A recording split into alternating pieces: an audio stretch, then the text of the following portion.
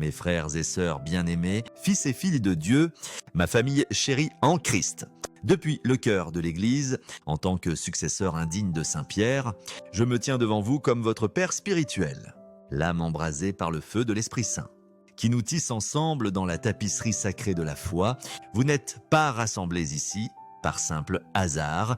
Le Seigneur lui-même vous a appelés, chacun par son nom, comme le proclame Isaïe 43:1. Je t'ai appelé par ton nom, tu es à moi. Aujourd'hui, je vous invite à entreprendre un voyage profond et urgent qui perce les profondeurs de l'âme, une réflexion sur les péchés si graves que les Écritures avertissent qu'ils nous placent hors de la portée de la miséricorde de Dieu. Dans un monde qui obscurcit souvent la lumière de la vérité divine, je parle avec la tendresse d'un père et l'autorité de l'Église, vous implorant d'écouter l'appel au repentir, de protéger vos cœurs et de vous accrocher à l'amour sans limite du Sauveur. Avant de plonger dans cette méditation solennelle, je vous demande de vous unir en un seul corps du Christ. Liés par l'amour du Seigneur crucifié et ressuscité, faites une pause maintenant et partagez dans les commentaires votre nom et le lieu d'où vous entendez ces paroles, votre village, votre ville, votre coin de la vaste création de Dieu. Accompagnez cela d'un engagement sincère. Seigneur, je cherche ta miséricorde et ta guidance pour marcher dans ta vérité. Comme le psaume 139:14 l'affirme. Vous êtes merveilleusement créés et vos paroles, offertes dans la foi, résonneront dans les cours du ciel, rejoignant d'innombrables âmes qui aspirent à vivre pour la gloire de Dieu. Que le Dieu Tout-Puissant Père, Fils et Esprit Saint vous bénissent alors que nous avançons dans cette réflexion sacrée. Mes chers enfants, je ne viens pas pour instiller la peur, mais pour éveiller vos âmes aux vérités éternelles de la parole de Dieu. Des vérités qui brillent comme un phare dans l'obscurité d'un monde souvent voilé par la confusion et le péché. La question devant nous est à la fois profonde et urgente. Y a-t-il des péchés si graves qu'ils nous séparent de la miséricorde de par la miséricorde de notre Dieu aimant, les Écritures, voix vivante du Créateur, répondent avec une clarté solennelle. Bien que l'amour de Dieu soit infini, comme Jean 3,16 le déclare, car Dieu a tant aimé le monde qu'il a donné son Fils unique et que sa miséricorde durera à jamais. Comme le chante le psaume 136, il existe des limites qui, si elles sont volontairement franchies, conduisent à une séparation éternelle. Ce ne sont pas de simples faux pas ou des moments de faiblesse, mais des rejets délibérés et persistants de la vérité de Dieu, des actes de défi qui endurcissent le cœur contre sa grâce. Avec la tendresse d'un père et l'urgence d'un pasteur, je vous invite à réfléchir profondément sur 6 de ces péchés, non pour condamner, mais pour vous guider vers le repentir. Pour que vos cœurs restent ouverts à l'étreinte de Christ, qui est mort et ressuscité pour votre salut. Pour ancrer nos cœurs dans cette réflexion, permettez-moi de partager une histoire qui s'est gravée dans mon âme, un témoignage de la miséricorde de Dieu et du danger d'un cœur endurci. Lors d'un pèlerinage dans une humble paroisse nichée dans les vignobles de Toscane, j'ai rencontré Lucia, une femme dont la vie portait le poids du péché et de la rédemption. Autrefois pilier de sa communauté, Lucia dirigeait la chorale paroissiale, sa voix élevant des hymnes au ciel, emplissant l'église de mélodies de louanges. Mais une trahison de ceux en qui elle avait confiance, des amis qui l'ont calomniée et un membre de sa famille et qui l'a abandonnée, l'a plongée dans le désespoir. Blessée et furieuse, elle s'est détournée de l'église, son chapelet prenant la poussière, son cœur se refroidissant. Pendant des années, elle a vécu dans la rébellion, méprisant la foi qu'il avait autrefois définie, rejetant les sacrements comme des reliques d'un passé auquel elle ne croyait plus. Pourtant, un soir, en passant devant une petite chapelle illuminée par des bougies, les douces notes du Salve Regina ont flotté par la porte ouverte, transperçant son âme, attirée à l'intérieur. Elle s'est agenouillée devant une statue de Notre-Dame des Douleurs, les yeux fixés sur le visage baigné de larmes de la Vierge. En cet instant sacré, elle a ressenti le doux murmure de l'Esprit Saint. Comme Hébreux 3,15 l'exhorte. Aujourd'hui, si vous entendez sa voix, n'endurcissez pas vos cœurs. Les larmes de Lucia sont devenues une prière de repentir. Et elle est revenue à l'Eucharistie, trouvant la guérison dans la miséricorde du Christ. Son histoire, tel un phare dans la tempête, nous rappelle que tant que la voix de Dieu appelle, il y a de l'espoir. Mais l'ignorer risque un péril sans retour. Avec le voyage de Lucia comme guide, tournons-nous vers le premier de ces péchés graves, car la vérité qu'il révèle exige notre attention et notre réflexion les plus profondes. Le péché qui se présente en premier est celui que Jésus lui-même avertit comme impardonnable, le blasphème contre l'Esprit Saint. Matthieu 12, 31 à 32 proclame « Tout péché et blasphème sera pardonné aux hommes, mais le blasphème contre l'Esprit ne sera pas pardonné. Celui qui parle contre le Fils de l'homme sera pardonné, mais celui qui parle contre l'Esprit Saint ne sera pas pardonné, ni dans ce siècle ni dans celui à venir. Quel est ce péché qui porte un poids éternel si grave? Ce n'est pas un doute passager, un moment de colère, ni une parole imprudente prononcée dans la hâte. C'est un rejet délibéré, endurci et permanent de l'œuvre de l'Esprit Saint dans votre âme, un refus d'accepter la grâce même qui mène au salut. L'Esprit Saint, comme Jean 16, 8 l'affirme, nous convainc de péché, nous guide vers la vérité et nous conduit au repentir. Blasphémer contre lui, c'est fermer la porte au salut lui-même, car il est celui qui nous mène à Christ. Le seul chemin vers le Père, considérez les pharisiens dans Matthieu 12, 24, qui se tenaient devant Jésus alors qu'il chassait des démons, la puissance de l'Esprit resplendissant parmi eux, guérissant les affligés et proclamant le royaume de Dieu. Pourtant, avec des cœurs endurcis par l'orgueil et l'envie, ils déclarèrent « Ce n'est que par Belzéboul, le prince des démons, que cet homme chasse les démons. » Leur rejet ne naissait pas de l'ignorance, mais de la malice. Un déni volontaire de la puissance manifeste de Dieu, ils ont vu des miracles, des yeux aveugles ouverts, des pieds boiteux marchant, des captifs libérés et les ont qualifiés d'œuvres de Satan. Ce péché est rare, mes enfants, car il nécessite un cœur si endurci qu'il ne ressent plus l'appel doux de l'esprit. Si vous craignez de l'avoir commis, cette crainte elle-même est un signe d'espoir, car ceux qui sont véritablement perdus ne ressentent aucun remords. Leur cœur scellé contre la grâce de Dieu. Pour approfondir notre compréhension, imaginez un voyageur épuisé, perdu dans un désert, assoiffé et désespéré d'eau. Un guide apparaît, offrant une gourde d'eau vive. Mais le voyageur, par défi, la verse dans le sable. Non pas une fois, mais à plusieurs reprises, jusqu'à ce que le guide s'en aille. Le voyageur périt, non parce que l'eau n'était pas disponible, mais parce qu'il l'a rejeté. Il en va de même avec l'Esprit Saint. Chaque rejet endurcit le cœur, éloignant le repentir jusqu'à ce que l'âme risque les ténèbres éternelles. Pourtant, il y a de l'espoir si vous ressentez sa conviction. Agenouillez-vous devant le Saint-Sacrement, où la présence du Christ est tangible, et priez le Veni Creator Spiritus, invitant l'Esprit à renouveler votre âme. Réfléchissez à saint Augustin, qui a autrefois vécu dans la rébellion, poursuivant les plaisirs mondains, comme il le raconte dans ses confessions. Grâce aux prières persistantes de sa mère Monique et à l'appel doux de l'Esprit, il s'est tourné vers le Christ, devenant un phare de la foi. Sa vie prouve que tant que la voix de Dieu parle, la miséricorde abonde. Je vous exhorte à agir aujourd'hui. Participez à une heure d'adoration dans votre paroisse, où la présence de l'Esprit dans l'Eucharistie peut adoucir votre cœur. Priez quotidiennement. Viens, Esprit Saint, renouvelle mon âme et laissez sa grâce vous guider. Je me souviens d'un jeune homme que j'ai rencontré dans une paroisse à Rome qui, après des années d'athéisme et de moquerie contre l'Église, a ressenti un frisson lors d'une procession du Corpus Christi. Il a confessé ses péchés et dirige maintenant un groupe de jeunes, un témoignage de la puissance de l'Esprit pour transformer. Mais ne mettez pas la patience de Dieu à l'épreuve. Comme Hébreux 3,15 l'avertit, aujourd'hui, si vous entendez sa voix, n'endurcissez pas vos cœurs. Plus vous résistez, plus sa voix s'affaiblit, jusqu'à ce que le silence s'installe. Alors que nous gardons cette vérité près de nous, tournons-nous vers un autre don sacré, car le corps que vous habitez n'est pas une simple chair, mais un temple confié à vos soins. Et le profaner, c'est inviter le jugement divin. Cela nous amène à une vérité qui touche le cœur même de notre être, le péché de détruire le temple de Dieu, qui est votre corps. 1 Corinthiens 16:8. Ne savez-vous pas que vous êtes le temple de Dieu et que l'Esprit de Dieu habite en vous? Si quelqu'un détruit le temple de Dieu, Dieu le détruira, car le temple de Dieu est saint. Et vous êtes ce temple, votre corps, mes chers enfants, est un réceptacle sacré, façonné à l'image de Dieu, comme le proclame Genèse 1:27. Dieu créa l'homme à son image. Ce n'est pas un amas aléatoire de cellules, mais un lieu de demeure de l'Esprit Saint, racheté par le sang du Christ.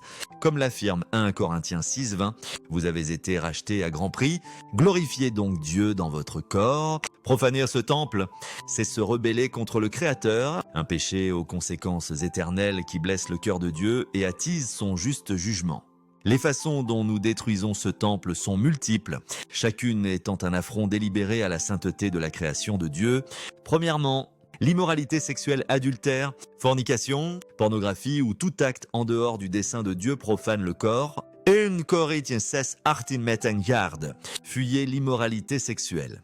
Tout autre péché qu'une personne commet est hors du corps. Mais celui qui pêche sexuellement pêche contre son propre corps.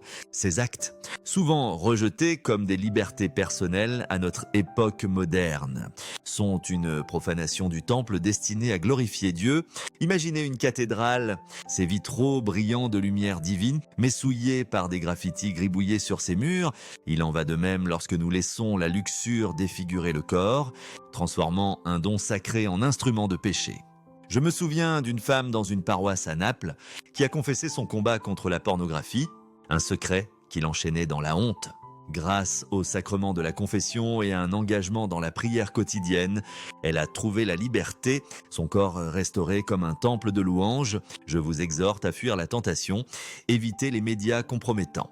Cherchez un soutien auprès d'un ami ou d'un prêtre de confiance et priez le chapelet pour protéger votre pureté. Deuxièmement, l'addiction, qu'il s'agisse de drogue, d'alcool, de tabac ou d'excès, asservit le corps, défiant l'appel de 1 Corinthiens 6, 12. Ne vous laissez dominer par rien comme un poison lent. L'addiction érode le temple, enchaînant l'âme dans des chaînes de désespoir. Imaginez un jardin, autrefois vibrant de couleurs, maintenant étouffé par des mauvaises herbes qui étranglent sa vie. L'addiction fait de même. Volant au corps sa vitalité donnée par Dieu, j'ai rencontré un homme dans une paroisse en Sicile, autrefois prisonnier de l'alcool, qui a trouvé la libération grâce à un groupe de récupération catholique et à la grâce guérissante de l'Eucharistie. Il guide maintenant d'autres personnes. Sa vie est un témoignage de la puissance du Christ pour restaurer. Si vous êtes enchaîné, cherchez la liberté à travers un groupe de soutien paroissial, le sacrement de la confession ou une aide professionnelle en vous appuyant sur la promesse du Christ dans Jean 8, 36. Si le Fils vous libère, vous serez vraiment libre. Troisièmement, l'automutilation et le suicide. Bien que souvent né d'une profonde douleur, rejette le don de la vie.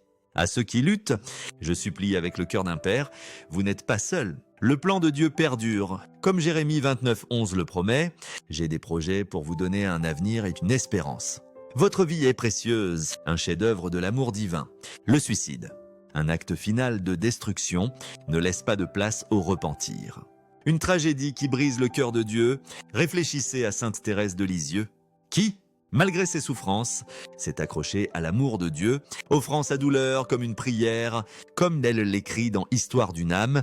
Si les ténèbres vous submergent, contactez un prêtre, un ami ou un conseiller. Je me souviens d'une adolescente dans une paroisse à Florence qui, après avoir tenté de s'automutiler, a trouvé l'espoir grâce à un ministère de jeunes qui l'a entourée de l'amour du Christ. Elle rayonne maintenant de joie. Sa vie est un phare de la miséricorde de Dieu. Quatrièmement, l'avortement, un péché grave de notre époque, détruit un temple avant qu'il ne soit pleinement formé. Le psaume 139, 13, 14 chante « C'est toi qui as créé mes reins. Tu m'as tissé dans le sein de ma mère. Je te loue, car je suis merveilleusement fait. Chaque vie dans le ventre maternel est une œuvre de Dieu, une âme unique destinée à l'éternité. » Y mettre fin, c'est défier le Créateur. Pourtant, même ici, le repentir ouvre la porte à la miséricorde. J'ai rencontré un couple dans une paroisse en Ombrie, accablé par la douleur d'un avortement, qui a trouvé la guérison à travers la vigne de Rachel, un ministère qui offre le pardon du Christ. Si ce péché pèse sur vous, cherchez un tel programme où l'Église vous enveloppe d'amour. Honorez votre corps comme un temple, créez un autel domestique avec un crucifix et une bougie, puis quotidiennement, Seigneur, fais de mon corps ton temple. Rejoignez un ministère paroissial pour servir les pauvres, laissant vos mains refléter la compassion du Christ, comme Matthieu 25 et 40 l'ordonne. Ce que vous avez fait à l'un de ces plus petits, c'est à moi que vous l'avez fait. Alors que nous chérissons cette vérité, tournons-nous vers un péril qui menace la fidélité de l'âme, car s'éloigner du Christ après l'avoir connu est un danger que nous devons surveiller avec vigilance. Cette réflexion nous conduit à un péché qui perce le cœur de la foi, le péché d'apostasie, se détourner délibérément du Christ après avoir connu sa vérité. Hébreux 6, 4, 6 avertit. Il est impossible de renouveler pour le repentir ceux qui ont été une fois éclairés, qui ont goûté au don céleste, qui ont eu part au Saint-Esprit et qui sont tombés. Ce n'est pas un doute passager ou une saison de lutte, mais un rejet délibéré et conscient de Jésus, le crucifiant de nouveau dans le cœur. C'est une trahison de la foi après en avoir goûté la douceur, un choix d'abandonner la lumière pour les ténèbres.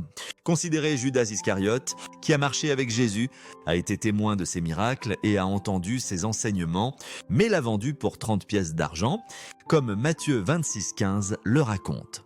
Son cœur, autrefois ouvert au Christ, s'est refroidi par l'avidité. Et lorsque le remords est venu, il était trop tard, comme Matthieu 27,5 le déplore, car il a désespéré plutôt que de se repentir. Ou réfléchissez à Démas, qui a travaillé avec Paul mais l'a abandonné, comme 2 Timothée 4,10 le note. Démas, parce qu'il a aimé ce monde, m'a abandonné. L'apostasie commence subtilement, une messe négligée, un compromis avec le péché, un amour croissant pour les plaisirs éphémères du monde, jusqu'à ce que le cœur se refroidisse, comme Hébreux 10, 26, 27 l'avertit. Si nous continuons à pécher délibérément après avoir reçu la connaissance de la vérité, il ne reste plus de sacrifice pour les péchés, mais seulement une attente redoutable du jugement. Mes enfants, gardez votre foi comme un trésor précieux. Une perle de grand prix, comme Matthieu 13, 46 le décrit, assistez régulièrement à la messe, recevez l'Eucharistie, priez le chapelet, car ce sont des ancres dans la tempête. Imaginez un navire s'éloignant de ses amarres, lentement emporté par la marée jusqu'à se perdre en mer. Il en va de même avec l'apostasie, un glissement graduel qui devient un gouffre infranchissable. Réfléchissez à Saint Pierre, qui a renié le Christ mais a pleuré amèrement, comme Luc 22, 62 le rapporte. Et a été restauré par le repentir.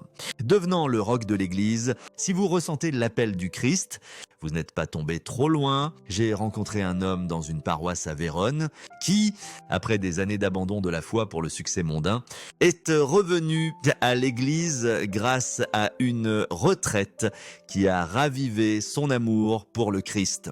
Il sert maintenant comme catéchiste, guidant d'autres vers la vérité. Rejoignez une étude biblique, priez devant le tabernacle et laissez les sacrements vous renouveler. Mais ne tardez pas, car le cœur qui s'égare risque une perte éternelle. Créez une habitude quotidienne de lire les Écritures.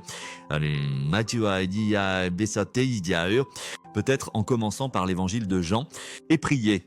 Seigneur, garde-moi fidèle. Alors que nous méditons sur ce danger, tournons-nous vers un péché qui résonne dans la prophétie, un choix qui scelle le destin pour toujours. Cet avertissement solennel nous prépare à affronter un péché qui retentit à travers les âges, le péché de prendre la marque de la bête, une décision que les Écritures avertissent comme irrévocable.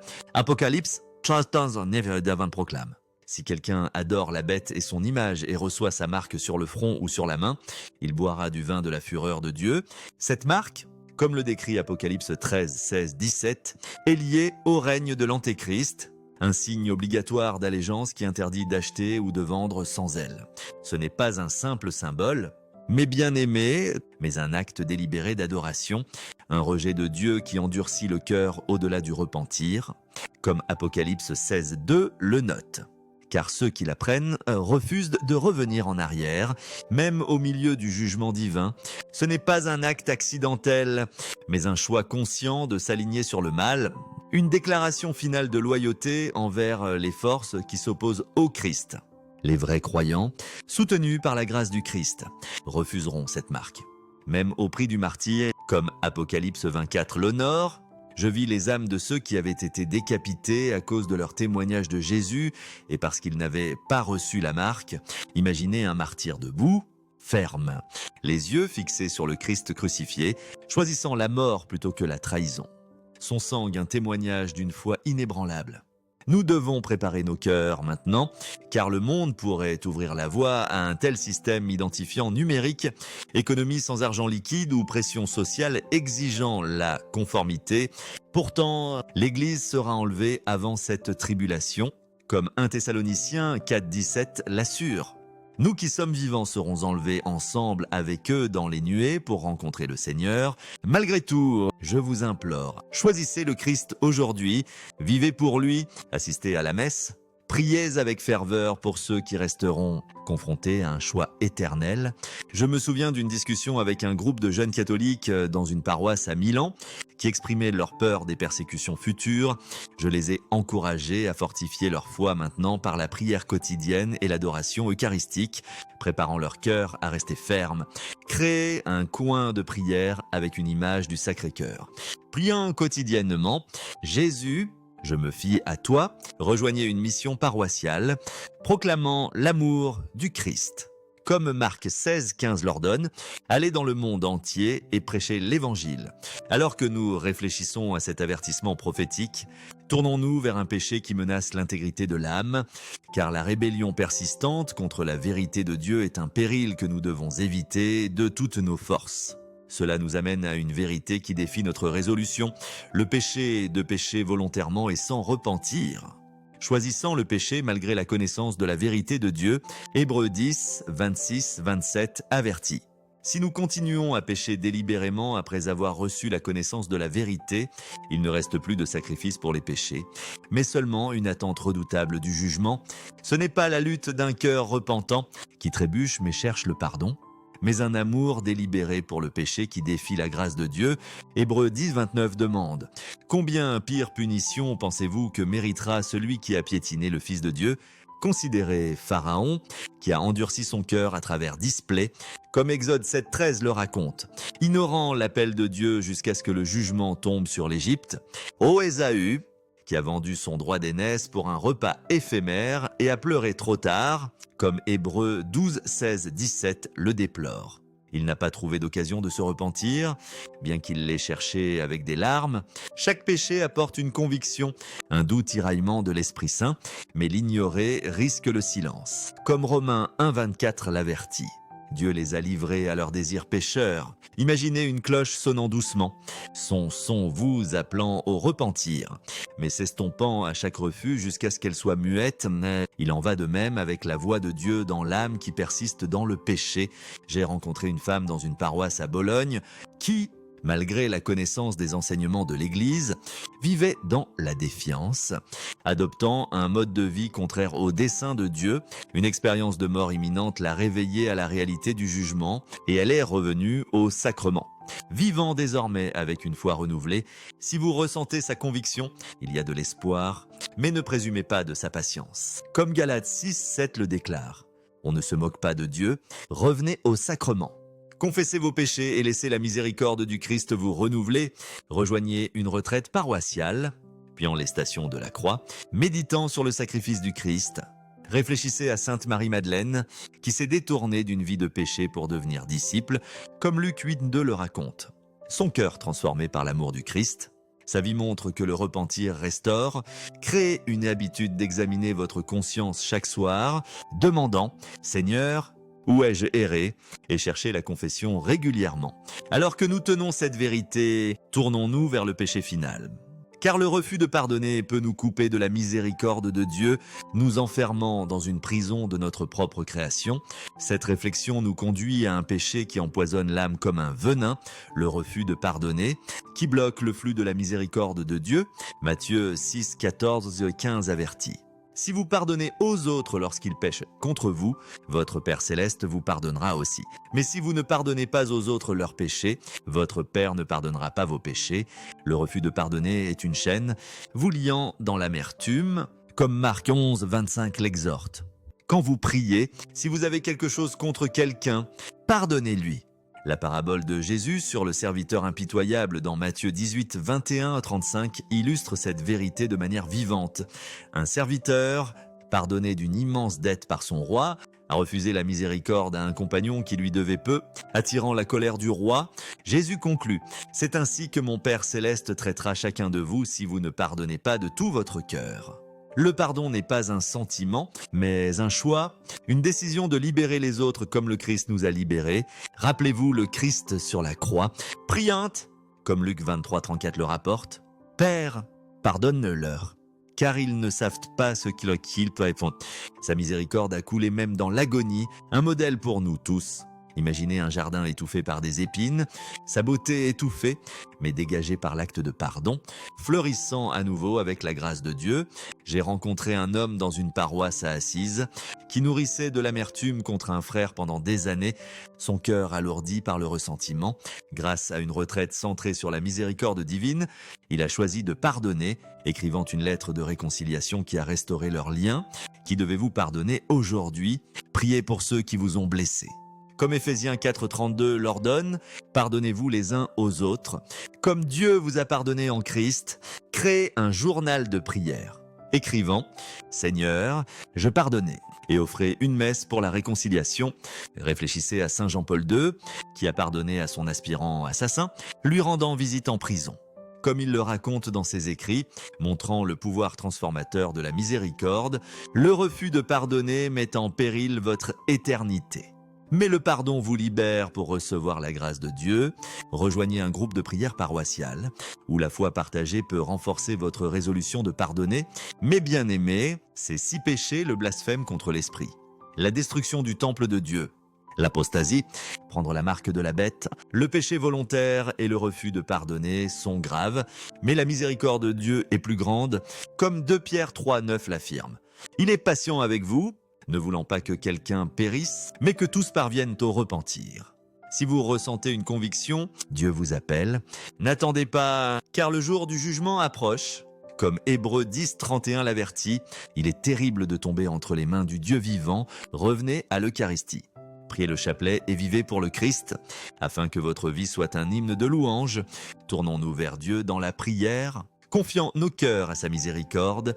Dieu Tout-Puissant, Créateur de tout, tu nous as façonnés à ton image et rachetés par le sang de ton Fils. Moi, ton indigne serviteur, je supplie pour tes enfants, pardonne-nous nos péchés, comme Matthieu 6,12 le prie, et adoucis nos cœurs pour pardonner aux autres.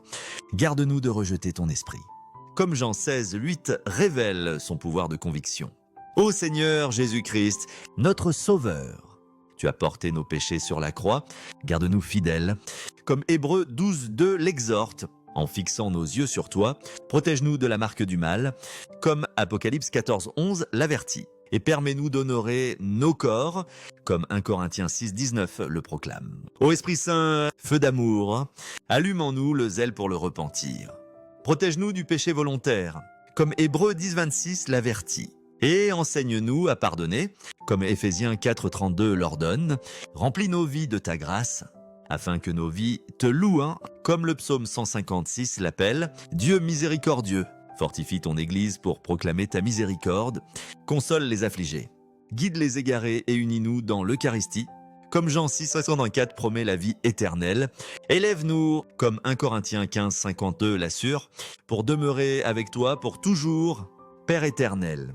Fils et Esprit Saint, garde-nous fermes dans la foi, rayonnant dans l'espérance et débordant dans l'amour.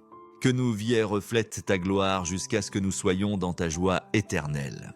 Par Jésus-Christ notre Seigneur, pour toujours et à jamais. Amen.